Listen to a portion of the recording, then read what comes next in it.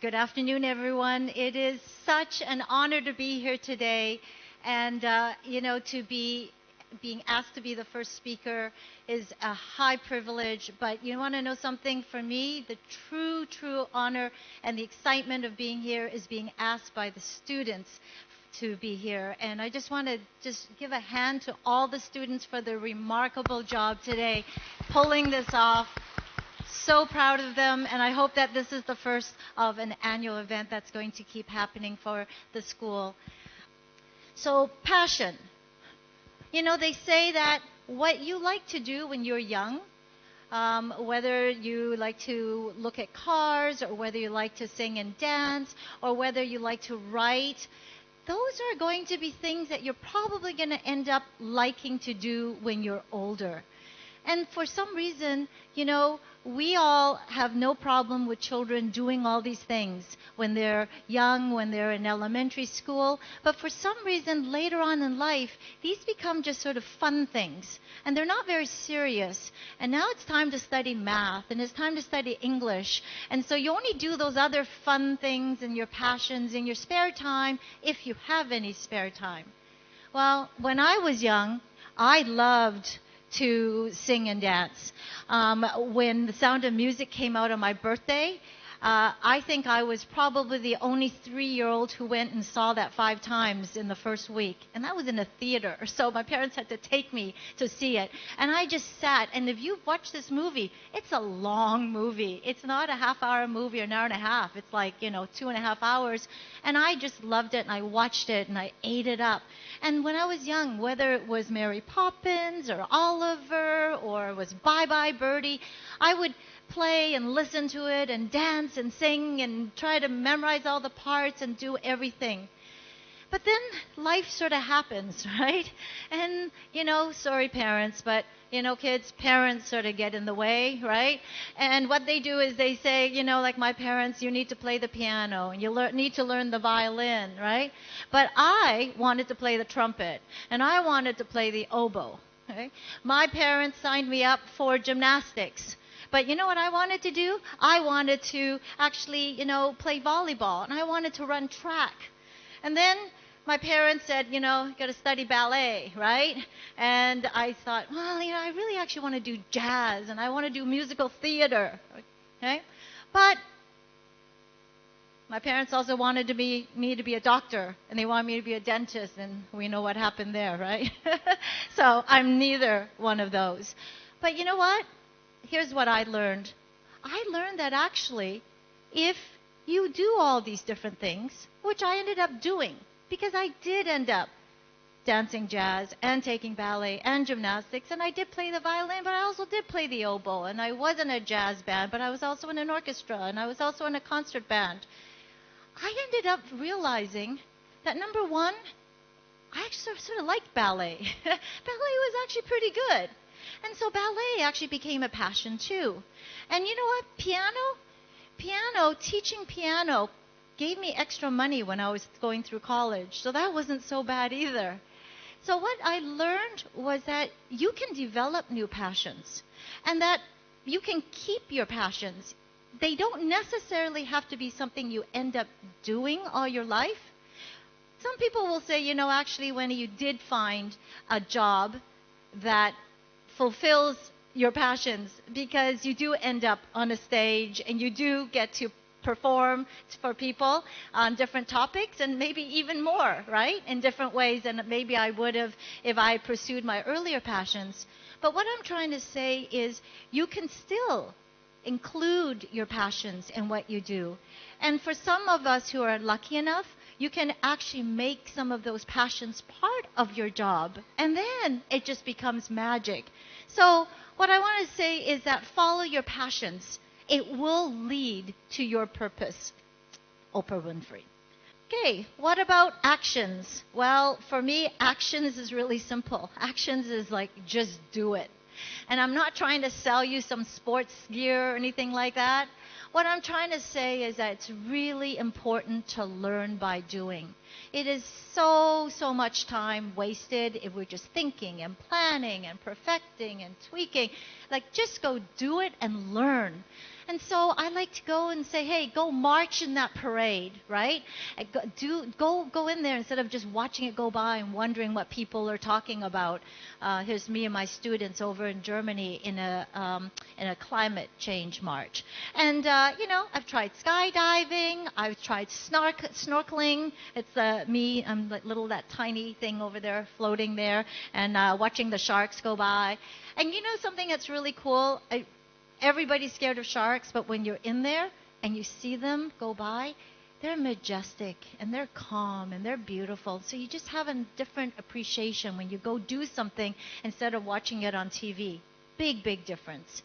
I even performed on television and on the stage, so I do get to perform. That's me there. That's the little thing over there.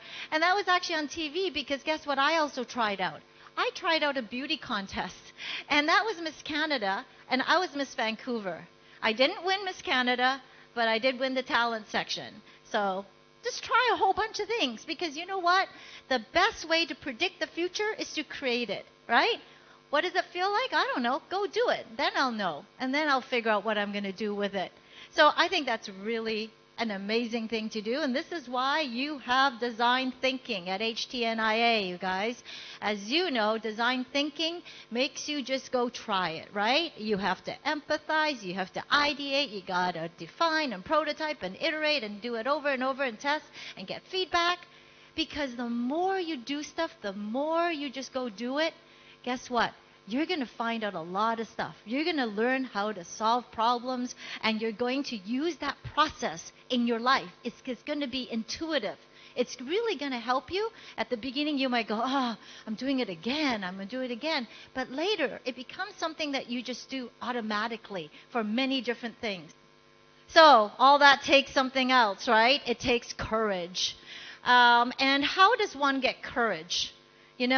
So, well, first of all, courage is having the, okay, well, I guess we're going to do that slide first. But courage is not something that we just say, oh, come on, have courage, right? We have to teach students how to develop courage. And so many of you may not know that before starting HTNIA, I worked at Bullis, right? And maybe some of you know that. But before Bullis, I worked at somewhere. The very first school that I founded was a school called Jefferson Middle School. And at that time in the United States, middle school concept was very new. All the schools were junior highs. They were not really middle school. So it was very different, and it was sort of risky. There was no new research. And so the programs were very different. And so I had the opportunity to really try to put together something new.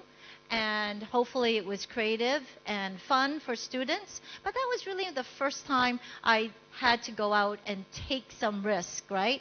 And it was pretty scary because it was serious. It was students' lives. I was very lucky. I went on and had another opportunity to go and transform schools. I went and transformed a school called Bel Air School in Northern California. And that was a school that, was struggling a little bit when I first got it. It was a lot of parent dissatisfaction. But by the time I left, it was a gold ribbon and a blue ribbon, a national blue ribbon school. And we were working in partnership with Apple to be one of the first schools in the United States to implement one-to-one laptop for our educators. And so that was a really fun experience. And then after that, I did go on to found Bullis Charter School. Again, this is a brand new school. We decided to start a charter school, which is sort of stepping outside of the traditional public school system, because we wanted to really challenge and provide competition to the status quo to see if we could do education better. And as you know, been very, very lucky. Bullis is a very successful school, continues to thrive and be successful, not just for its high academics, but also for its renowned PBL, STEAM, design thinking, innovative practices. So I'm very proud of that. And then, of course, I did something else even before I came and started HTNIA. I was already starting to think, I wonder if what I believe in works outside of the United States, outside of North America. And so I had the unique opportunity to come into China and train educators all over China.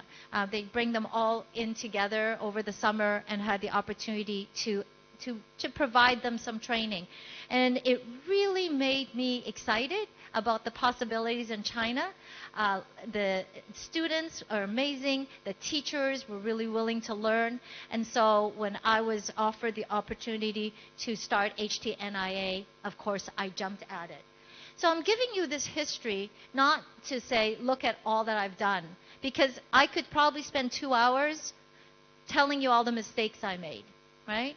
And I've just been really lucky that people allowed me to try things out and then let me make my mistakes and learn from them and try it out again and try some more. And so a lot of people will say to me right now, oh, Wanny, you seem to know exactly what you're doing. Well, actually, I really don't. But I do know more than I did before because I've made so many mistakes and learned from them. But I also know that I can make the next mistake and it's going to be okay, because there's nothing ever that is a complete failure if I am going to learn something from it.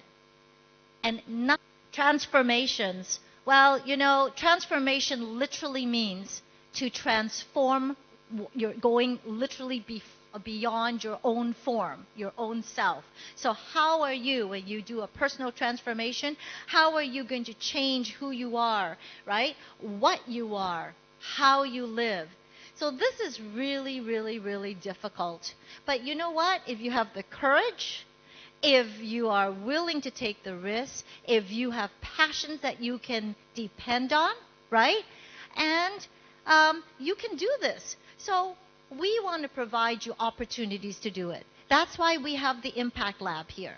And the Impact Lab doesn't just let you implement design thinking, but what it does is allow you to use real-world tools, and we allow you to work on things that have real-world applications, if you think about this, right? And so this TEDx, coming out of CAS, right, your Creativity, Action, and Service class, this is amazing. This is exactly another way you get to not only transform yourself, but hopefully transform others. Between this, between Decarbonize, you have many opportunities here at HTNIA to do this. So I'm going to pick on a person who, if he was here today, he would just groan, and that's my son, unfortunately. And the reason why I'm picking on my son is because he actually was one of my students, so I feel okay about doing that. He is a big athlete. He actually got recruited to every big school you could think of: Harvard, Columbia, Cal, many, many schools. Brown University. He turned down all those universities. And the parents in this room are probably going, oh, but he did. He chose to go to the University of Oregon, which is not a top-tier school. But guess what? It's a #1 school for athletics. And so he was a hurdler there. He was a competitive hurdler. And so he went on with that school and with his teammates to win many, many competitions in the nation. But he also is a skydiver, and he's also, you know, a skier and a climber, and he's had jobs doing artwork. This is him, you know, using laser cutters. He owned a coffee shop. He literally owned a coffee shop, right? He did, like I say, he did a lot of art. He worked with materials. He actually sold things in stores. He constructed with leather. He tried a whole bunch of different things. He also put on music festivals, 3-day music festivals with very, very famous people. He put on a BetaCon, a conference for technology. He tried many different things. And, you know, as a parent, in the beginning, we would think, oh, my goodness, like, when is he ever going to settle down? But when I step back as an educator, I realize what he's doing is he's going through transformations, and very, very courageous ones. He's even been a model. So that was what. But so what is he doing right now? He's in Hollywood, and he actually is the production designer.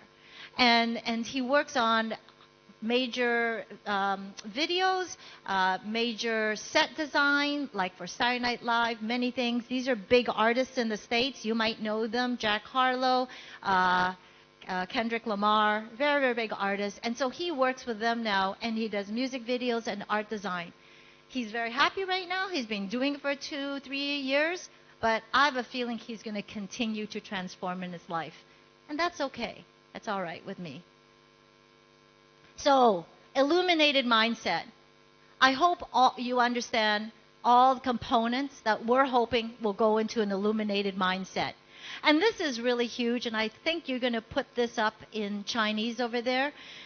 And the reason why I'm showing Jaron as an example, this is actually what he wrote to me. And I hope you'll take the time to read this. The reason why I think it's illuminated mindset, a really good model, is because you can see when you read this, he's actually saying, I actually appreciate the opportunity to be challenged, to change, to try new things, to work hard, and to grow. That's what I value in life.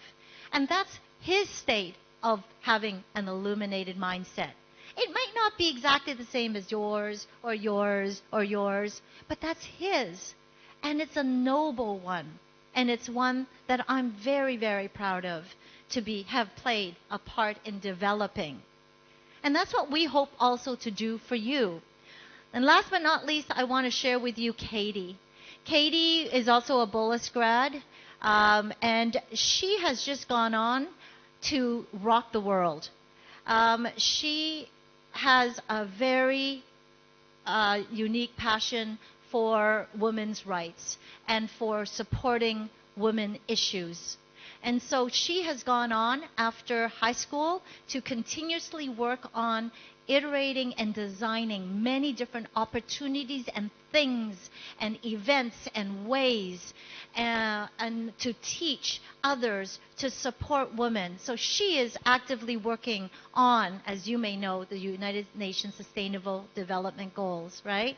And so here she is helping teaching women in Uganda about menstrual period. She's raised money on Kickstarter to develop curriculum to bring to girls across the United States. She has developed and taught educators and students, female students, about how to be innovative and entrepreneurial. She's been a key speaker. She's, put on marvelous summer events and different events. She graduated from Stanford with honors, with a very special award. And she just finished and she just graduated from Harvard Business School this month. So I'm very proud of her. She has worked at the D School. She conducts classes and she continues to give. And that's her way of having an illuminated mindset. So I hope that this is inspiring to you. I hope that this gives you an understanding of why we do what we do at HTNIA. And parents, future parents, present parents, I hope that you also value and support what we're trying to engender, nurture, develop, teach, and inspire for your students. So thank you very, very, very much. It's been a pleasure to be here today. Thank you.